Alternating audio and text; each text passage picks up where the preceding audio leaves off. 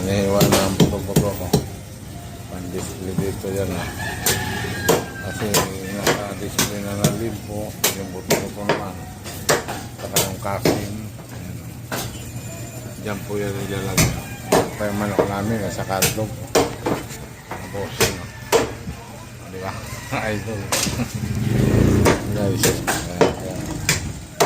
Slice na para makumpleto na yung display namin. Pork chop pa din dyan. Pork chop dito.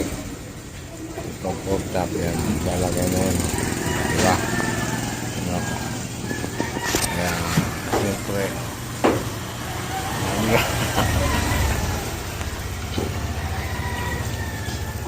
Oh, maganda yung baboy natin. Oh. Mga nakarang araw, hindi maganda. Ito po mga idol, mga suki. Punta na kayo dito sa 150 Guayabano Street para makapamili. Dito lang po yan, ha. Sampalok sa ito. Ito, may pata. May ribs. Manok, wala pa. At dog, hindi pa nadating. Pero parating na raw ang manok. Idol. Ang bossing, kaya ito. Diba? Hi! Oh, hi!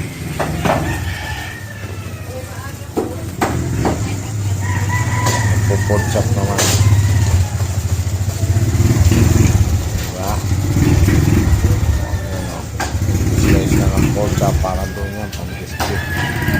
Tapos pag dumating ang manok, itong muna yung display, manok naman ang asikasuhin. Mga puti kaya.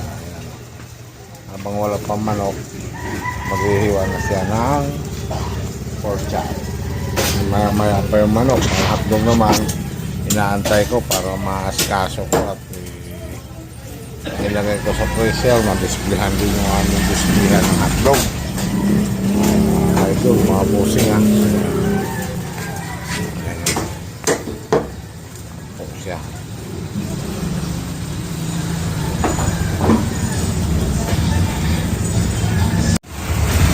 Okay ha. Kaano lang ng ano, maganda ngayon ng baboy ito. Busing.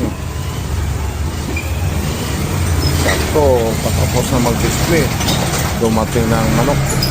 Kaya inunahan, dinisplayhan kaagad niya ng manok. Maganda manok na naman. Saka yung baboy namin, medyo maganda.